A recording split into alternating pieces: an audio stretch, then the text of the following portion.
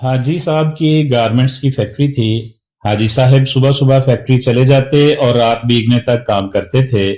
एक दिन वो फैक्ट्री पहुंचे तो उन्होंने देखा एक दरमियाने कद काठ का कुत्ता घिसट घिसट कर उनके गोदाम में दाखिल हो रहा है। हाजी साहब ने गौर किया तो पता चला कुत्ता शदीद जख्मी है। शायद वो किसी गाड़ी के नीचे आ गया था, जिसके बायस उसकी 3 टांगें टूट गई थीं और वो सिर्फ एक टांग के जरिए अपने जिस्म को घसीट कर उनके गोदाम तक पहुंचा था। हाजी साहब को कुत्ते पर बड़ा रहम आया। उन्होंने सोचा वो कुत्ते को जानवरों के किसी डॉक्टर के पास ले जाते हैं, उसका इलाज कराते हैं और जब कुत्ता ठीक हो जाएगा तो वो उसे गली में छोड़ देंगे। हाजी साहब ने डॉक्टर से राब्ते के लिए फोन उठाया, लेकिन नंबर मिलाने से कबल उनके दिल में एक अनोखा ख्याल आया और हाजी साहब ने फोन वापस रख दिया। हाजी साहब ने सोचा कुत्ता शदीद जख्मी है, उसकी 3 टांगें टूट चुकी हैं, उसका जबड़ा जख्मी है और पेट पर भी चोट का निशान है। चनाचे कुत्ता रोजी रोटी का बंदोबस्त नहीं कर सकता। हाजी साहब ने सोचा अब देखना यह है कुदरत इस कुत्ते की खुराक का बंदोबस्त कैसे करती है। हाजी साहब ने मुशाहदे का फैसला किया और चुपचाप बैठ गए। वो कुत्ता सारा दिन गोदाम में बेहोश पड़ा रहा। शाम को जब अंधेरा फैलने लगा तो हाजी साहब ने देखा उनकी फैक्ट्री के गेट के नीचे से एक दूसरा कुत्ता अंदर दाखिल हुआ।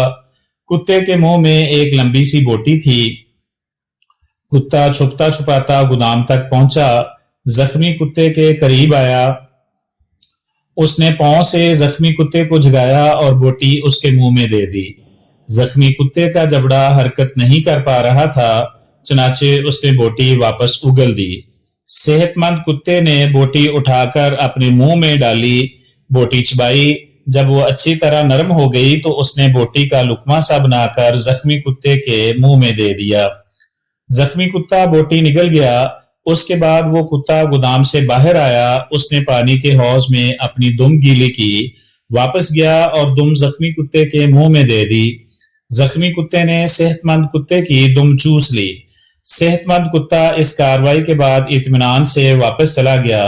हाजी साहब मुस्कुरा पड़े। उसके बाद ये खेल रोजाना होने लगा। रोज कुत्ता आता और जख्मी कुत्ते को बोटी खिलाता, पानी पिलाता और चला जाता। हाजी साहब कई दिनों तक ये खेल देखते रहे। एक दिन हाजी साहब ने अपने आप से पूछा, वो कुदरत जो उस जख्मी कुत्ते को रिज़्क फराहम कर रही है, क्या वो मुझे 2 वक्त की रोटी नहीं देगी? सवाल बहुत दिलचस्प था। हाजी साहब रात तक इस सवाल का जवाब तलाश करते रहे, यहां तक कि वो तवक्कुल की हकीकत भांप गए।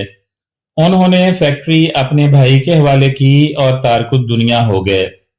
वो महीने में 30 दिन रोजे रखते और सुबह सादिक से अगली सुबह काजिब तक रुकू सुजूद करते। वो बरसों अल्लाह के दरबार में खड़े रहे। इस अरसे में अल्लाह उन्हें रिज़्क भी देता रहा और उनकी दुआओं को कबूलियत भी, यहाँ तक कि वो सूफी बाबा के नाम से मशहूर हो गए और लोग उनके पांव की खाक का तवीज बनाकर गले में डालने लगे। लेकिन फिर एक दूसरा वाकया पेश आया और सूफी बाबा हाजी साहब हो गए। ये सर्दियों की एक नीम गर्म दोपहर थी। सूफी बाबा की बैठक में दर्जनों अकीदतमंद बैठे थे। सूफी बाबा उनके साथ रूहानियत के रमूज पर बातचीत कर रहे थे। बातों ही बातों में सूफी बाबा ने कुत्ते का किस्सा छेड़ दिया और इस किस्से के आखिर में हाजरीन को बताया, रिज़्क हमेशा इंसान का पीछा करता है, लेकिन हम बेवकूफ इंसानों ने रिज़्क का पीछा शुरू कर दिया है। अगर इंसान की तवक्कुल जिंदा हो तो रिज़्क इंसान तक जरूर पहुंचता है, बिल्कुल उस कुत्ते की तरह जो जख्मी हुआ तो दूसरा कुत्ता उसके हिस्से का रिज़्क लेकर उसके पास आ गया। मैंने उस जख्मी कुत्ते से तवक्कुल सीखी। मैंने दुनियादारी तर्क की और अल्लाह की राह में निकल आया। आज इस राह का इनाम है, मैं आपके दरमियान बैठा हूं। इन 30 वर्षों में कोई ऐसा दिन नहीं गुजरा जब अल्लाह ताला ने किसी ना किसी वसीले से मुझे रिज़्क न दिया हो या मैं किसी रात भूखा सोया हूं। میں ہمیشہ اس زخمی کتے کو تھینک یو کہتا رہتا ہوں جس نے مجھے توکل کا سبق سکھایا تھا۔ صوفی بابا کی محفل میں ایک نوجوان پروفیسر بھی بیٹھا تھا۔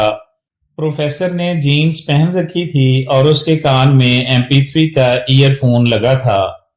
نوجوان پروفیسر نے ایئر فون اتارا اور کہکہا لگا کر بولا، صوفی بابا، ان دونوں کتوں میں افضل زخمی کتا نہیں تھا، بلکہ وہ کتا تھا جو روز شام کو زخمی کتے کو بوٹی چبا کر کھلاتا تھا اور اپنی گیلی دم سے اس کی پیاس بجھاتا تھا۔ کاش آپ نے زخمی کتے کے توکل کی بجائے صحت مند کتے کی خدمت، قربانی اور اثار پر توجہ دی ہوتی تو آج آپ کی فیکٹری 500-600 لوگوں کا چولہا جلا رہی ہوتی۔ صوفی بابا کو پسینہ آ گیا۔ نوجوان پروفیسر بولا، صوفی بابا، اوپر والا ہاتھ نیچے والے ہاتھ سے افضل ہوتا ہے۔ وہ صحت مند کتا اوپر والا ہاتھ تھا جبکہ زخمی کتا نیچے والا۔ افسوس آپ نے نیچے والا ہاتھ تو دیکھ لیا لیکن آپ کو اوپر والا ہاتھ نظر نہ آیا۔ میرا خیال ہے آپ کا یہ سارا تصوف اور سارا توکل خود غرضی پر مبنی ہے، کیونکہ ایک سخی بزنس مین 10,000 نکمے اور بے ہنر درویشوں سے بہتر ہوتا ہے۔ نوجوان اٹھا، اس نے سلام کیا اور بیٹھک سے نکل گیا۔ حاجی صاحب نے 2 نفل پڑھے، بیٹھک کو تالا لگایا اور فیکٹری کھول لی۔ اب وہ عبادت بھی کرتے ہیں اور کاروبار بھی۔